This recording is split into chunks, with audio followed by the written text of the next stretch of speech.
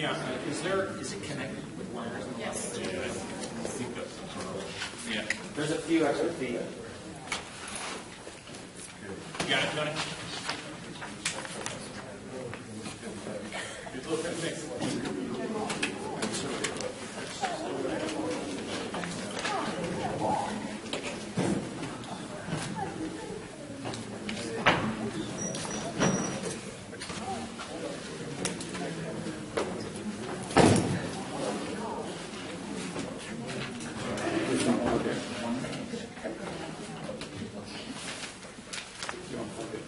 I did.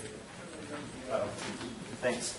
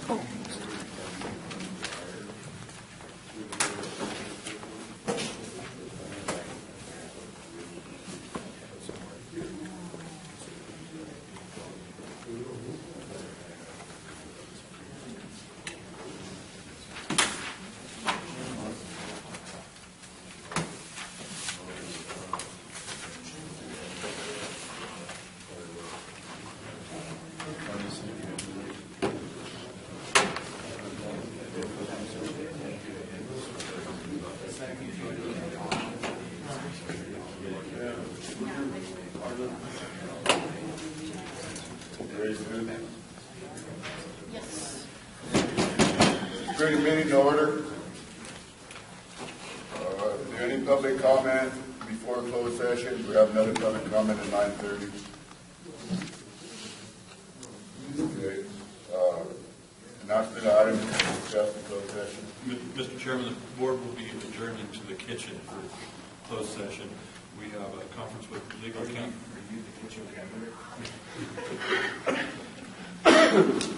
The board will be taking up a closed session conference with legal counsel, significant exposure to litigation pursuant to Code Section 5.495, 6.9. They will not be meeting for a conference with labor negotiator Rick Haig. And they will be meeting for employee performance evaluation for Director of Child Support Services, Kelly. Okay, with that, we will move to meeting. We won't be gone long. And we ask the focus and wisdom and fortitude that we may dispense our knowledge and facts intelligently among all humanity of whom we serve. Amen.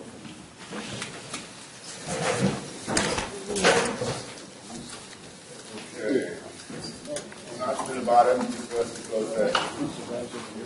Mr. Chairman, the board convened in closed session for a conference with legal counsel, significant exposure to litigation pursuant to Government Code Section 5.495, 6.9. There was no reportable action. The board also met for an employee performance evaluation of Director of Child Support Services, Kelly Cote, and unanimously issued an excellent evaluation. Thank you, Mr. Higgins. Agenda, approval, additions, and or deletions. Bang. Board have any questions?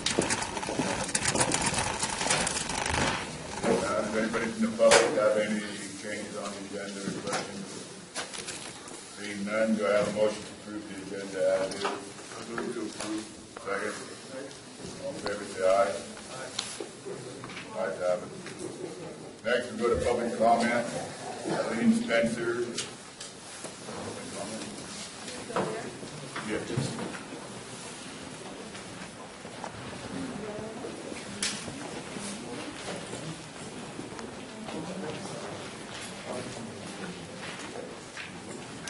Spencer, countyhealth.com. Last November, I was approached by a Medici employee, and they had just been told that Medici was closing their doors permanently. And I called Lori Anderson to let him know, and told him that they were going out of business, and what was the county going to do with the $350,000 loan that the county issued to Medici Logging on March 24th of last year. The loan documents state that this $350,000 was to pay out trade accounts. Medici Logging filed for bankruptcy on December 8th, shortly after I notified Maury about closing their doors. At the time, you issued the money, and the money was distributed. Medici had an outstanding loan with the Bank of Commerce in Reading for $1 million. And also, at that time, you issued or approved the loan. Medici had not provided or could not provide you with insurance that was required in the loan documents. Now it's kind of bad. We have County Health has copies of all the bankruptcy documents, and basically what it says is there's nothing for Lassen County, nothing at all, because one, the auctioneers can't find the equipment that was used as collateral. The Bank of Commerce in Reading is in first line for getting pennies from the bankruptcy. There basically are no assets, and that was determined by the court. Medici has no assets. So I guess I'm here today to ask for this finally to be put on the agenda and give it some daylight, because this was $350,000 out of the county's account. I talked to Jenna yesterday, and she said that she found out that the state is not going to require the county to pay them back the $350,000 because none of it had been, the county had not yet been reimbursed for any money paid out. So basically what we're looking at is a bad loan that should not have been issued given the debt Medici was in at the time, and the fact that the county overlooked that point of no insurance. The collateral had no insurance. The property, the equipment, the inventory, nothing had insurance. And these are in the bankruptcy court documents. So basically, everybody loses. And not saying that this wasn't a good program, but you have to question, at the time, March 24th, knowing, maybe you knew, I think you knew how much in debt they were. I think you knew that they couldn't possibly pay this money back. And yet, in a unanimous decision, all five of you approved this loan. I'd like to see this agendized and bring some daylight to it. Thank you for your comments. Anybody else wish to speak on public comment on any item you wish to speak on? Or you, if it's a particular agenda item, you can wait till then. Most of these are okay. No one else wishes to speak in public comment. Oh, what were you speaking about? I'm sorry, I just Here, you got public comment now for anything you want to speak on, or you can wait till your agenda item. If you got a particular agenda item you want to speak on. I'll wait. Wait till the agenda. And is the VA Is The she also VA on the will- agenda? Yes. Both. Okay. Seeing nobody, we will move on to unagenda reports by board members. I just want to report that I've been to visit 90% of the county department heads, and it's been very refreshing. Lassen County has some very dedicated employees that we as a public should be very proud of. They're very responsible. They're here to be public servants, and it was very refreshing because sometimes you read some things on social media and the internet that, Lassen County is kind of corrupt, and I was very much impressed with the employees and their attitudes in working in Lassen County, and that's what I have to report. This week is National FFA Week. I'd like to make that announcement. And then I'd also like to $500 from my discretionary funds to go to Providence Farm Center and $500 to Farmers. What was the first one? Providence Farm Center. Did you get that? Thank you. And that's all I have. Okay, Mr. Chapman. Just a couple items, Mr. Chairman, coming up here in April is going to be the 26th annual county fishing derby. And county always in the past has taken action to provide support for the derby through the insurance coverage and the like. So I'd like to ask if that can be put on an agenda. So we aren't scrambling at the last minute to take care of that. I also would like to allocate $500 out of the discretionary fund to support the junior fishing derby, primarily for the purchasing of fish. And just as a side note, over the weekend on Facebook, I learned that Supervisor Alva turned 50 years old. So he's like, so congratulations and happy birthday. I knew he was old. Happy birthday, Aaron. Thank you. Okay, thank you, guys. I do see a public comment request form to speak during public comments for Tom Mueller.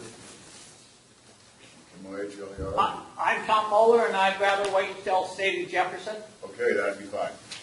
I'll be sure. Okay, with that, we'll go on to the information consent calendar. Is there anything anybody would like to take on? Any none from the board, anybody in the public, Ms. Vincent?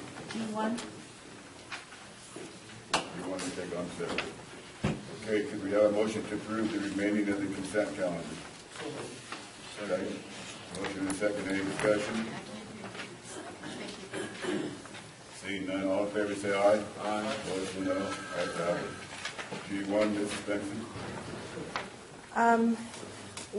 The county doesn't have a county clerk / recorder. There is a statutory position in the state of California that says that the clerk of the board is responsible for all the minutes, including the minutes that are put on your agenda. Susan has been designated deputy clerk of the board, and you still continue to put a fake title on your agendas. I'd like that changed. Mr. Burns, would you like to respond to that item? According to the FPPC. Would you read the letter? Sure. This is in a letter addressed to Ms. Spencer dated February 19, 2015, which I received this morning from the FPPC. I got mine I'm sorry, my yesterday. turn. Fair Political Practices Commission enforces the provisions of the Political Reform Act found in Government Code Section 81,000 and following. After review of your complaint, the Commission has found no violation of the Act. If you are able to provide additional related facts and evidence to support your allegation, please consider resubmitting your complaint. You allege the Lassen County Board of Supervisors included a position that does not exist. Nothing in the Act prevents an agency from including positions in a conflict of interest code that could be utilized in the future, so long as the conflict of interest code includes all positions that involve the making of or the participation in the making of governmental decisions which may foreseeably have a material effect on any financial interest. There is no violation of the Act. Thank you for taking your time to bring this matter to our attention. If you have any questions, please contact Terry Rindle. Sincerely, Gary Winnick, Chief Enforcement Division, Fair Political Practices Commission. Thank you. Thank you, Mr. Burns. That we have a motion to approve G1. I move to approve G1. Second. Second. Any more discussion? All in favor, say aye. Vote. Discussion, Mrs. Spencer. The letter he wrote, I got yesterday, I didn't write it. the letter you received Yes. yesterday? No. Never mind. That letter was received this morning to Mr. Burns from the FPPC. I got the same letter yesterday, and what they didn't, I can supply the original complaint that was filed, and it was filed stating that there's a statutory position that you failed to put on the conflict of interest code. That letter, nor the gentleman that wrote it, addressed that. What he did address is something that wasn't even on the complaint.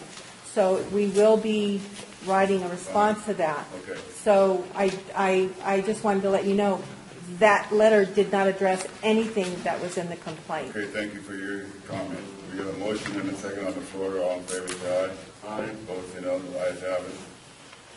With that, we will move on to H1. Mr. Nuntel? Yes. Mr. Newberg from the Lassen Modoc Food Bank needs a vehicle to distribute food throughout Lassen and Modoc County.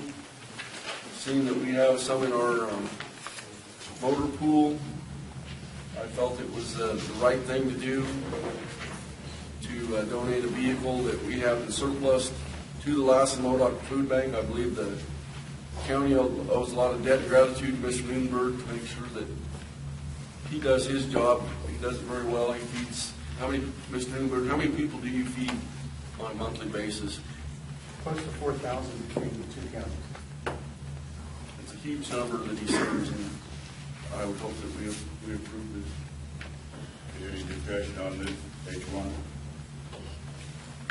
Hearing none, you want to make a motion? I move that we donate him this vehicle, and I will pay for the transfer out of my discretionary funds, The amount of $500. the amount of $500. Is there a second to that motion? I'll second that. Any discussion from the board? Is that what the transfer is going to cost, roughly, gentlemen? It was Richard.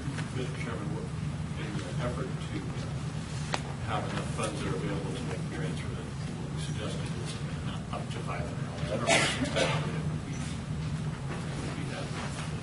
Any discussion from the board? Jeff, if you don't have enough money to cover this, I would be more than happy to share that. That'd be fine. I think I'd take a little bit from everybody just to make sure it happens. If He you'd does like service every day. It's covered. It's covered. Any discussion from the audience? Seeing none, all in favor say aye. Aye. Opposed say no. Ayes have it. Thank you. Okay, we'll go to H2.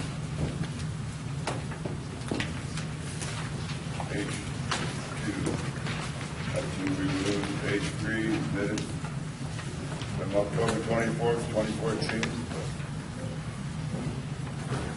I think Jeff is not here, is that correct? That's right. I'm not going to participate in this discussion.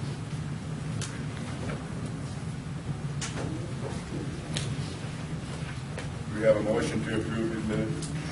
So moved, yes. Second. Second. Any discussion? All in favor say aye. Aye. Ayes have it. I abstain. Yeah, Mr. Gabriel is standing here. H4. Rob, how are you today?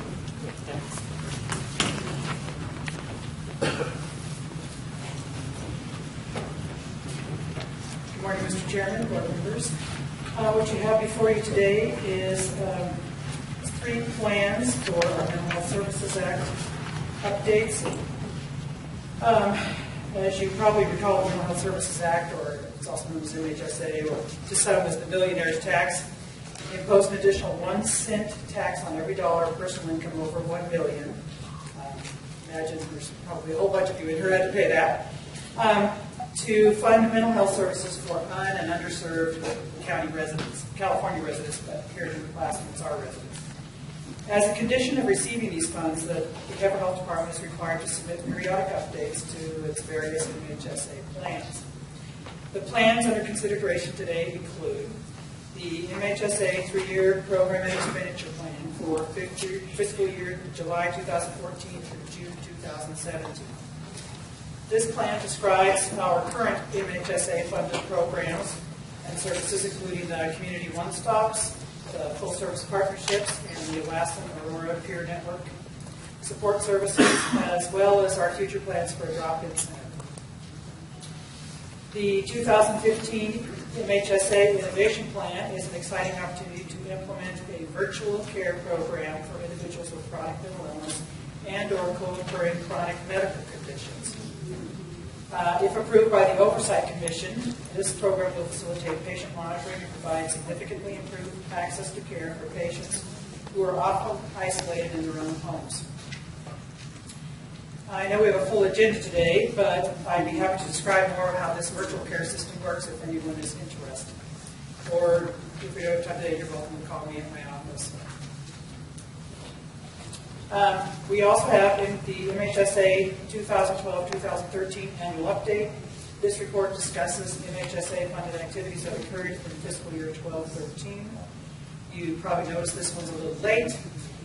Between the turnover at behavioral health, our own behavioral health, and turnover at the state and who was going to manage this one just fell off of everyone's radar. And we got a letter a few months ago from the state saying, where's your update? And so we got it done and turned it in.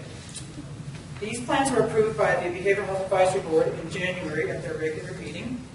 And this morning we're asking you to adopt all 3 plans so we can submit them to the Mental Health Services Oversight and Accountability Commission for their final approval.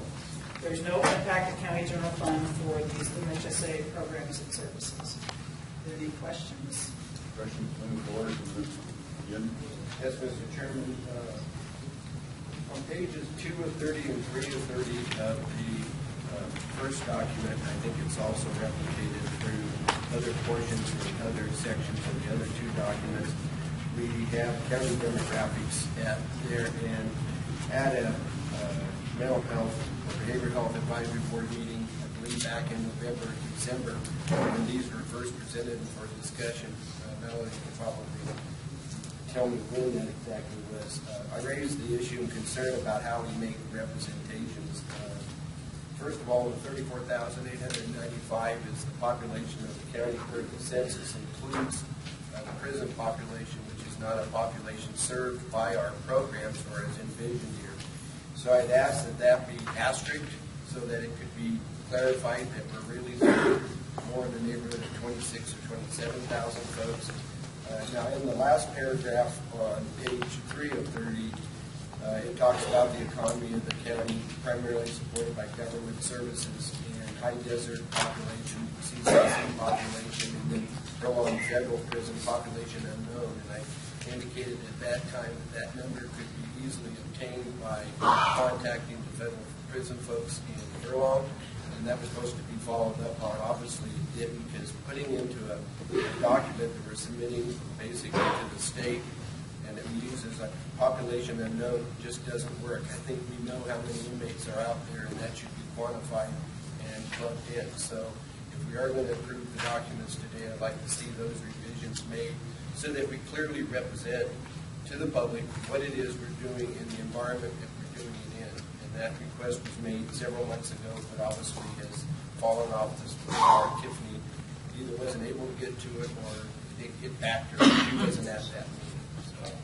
And if you are not comfortable approving this until we make this correction? No, I don't have a problem approving it, but I think those corrections should be made as a condition of approving so it can be clarified. And I'm sure the planning and building services folks could help give you the demographic information that would be necessary to complete that. And I think it's important that throughout all the county departments, and this is something Mr. Egan could have staff focus on, is come up with a kind of a template of what those demographics are, so that no matter which department is pursuing a grant, that we have that same information embodied in those documents, so there's a consistency across the board rather than being helter-skelter or willy-nilly.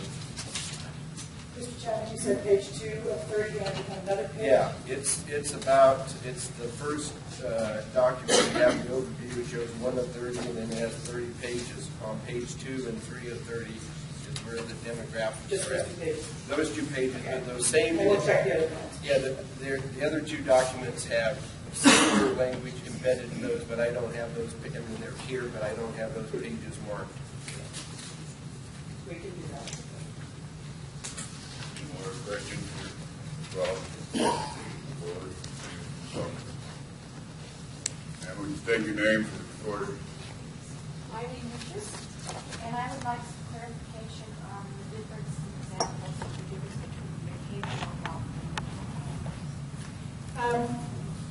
There are mental health services and substance use disorder services in the behavioral health model. And that is because we know that the vast majority of people with substance use problems also have at the core some mental health issue. Often it's trauma that they experienced as a child. And trauma can be, it doesn't have to be like being beaten by your parents. It could be neglect. It could be bullying at school. And there are lots of things that lead to trauma as a child. And as you get older, you're experiencing pain, and so taking drugs or drinking alcohol makes you feel better, and that leads to the substance use disorder. So the behavior would be Now, some people come to us and they don't have a substance use problem, and if you come to us and they don't have an underlying mental health problem, although that's very, very rare, but they get whatever services they need through the behavioral health model. so it's specific behaviors that Yes. negative to society that would be addressed. Yes. And things that have negative impacts for them as individuals. Any other questions? Being none, the chair will entertain a motion.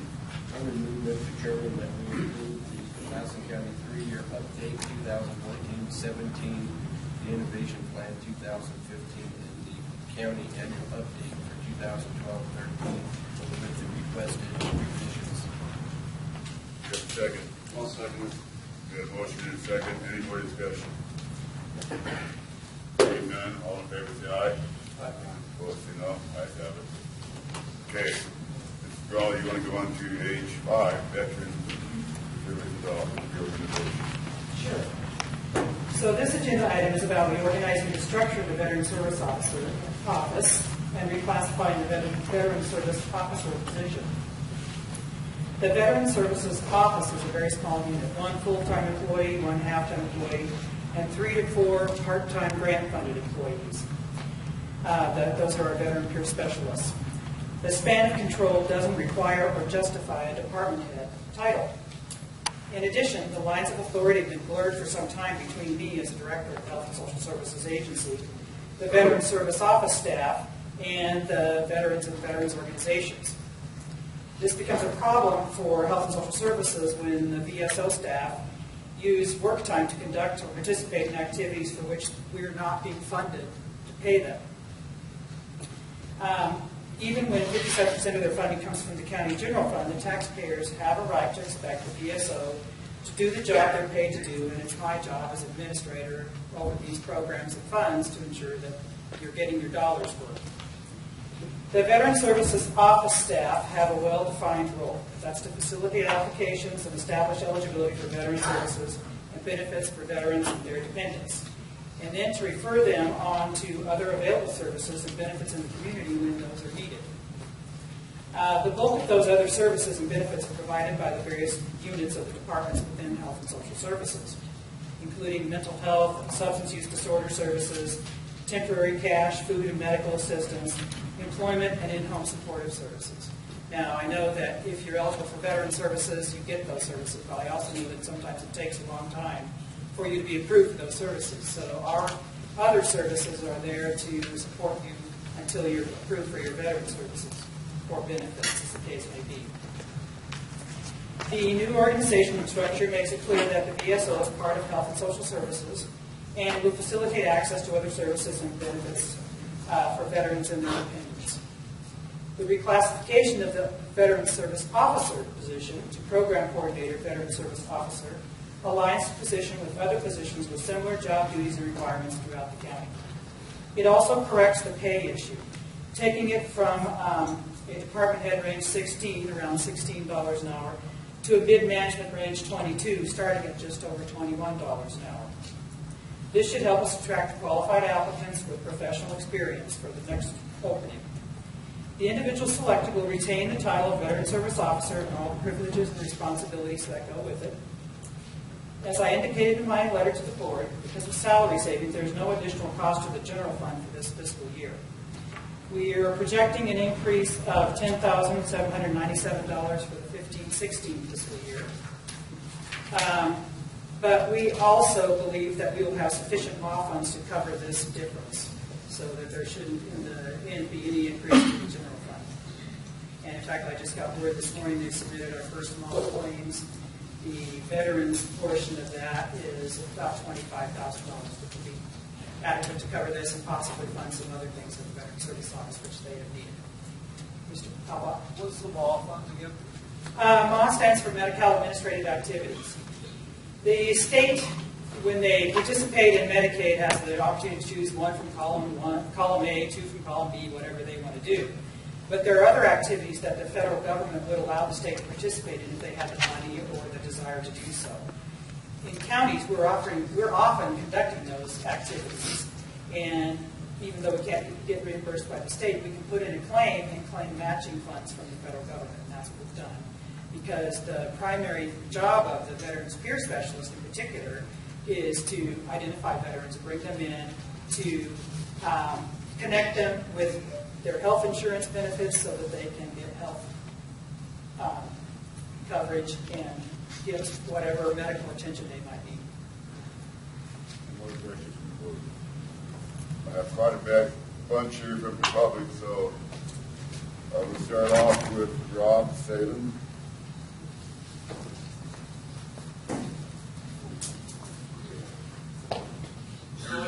You have to come up and state your name to the recorder.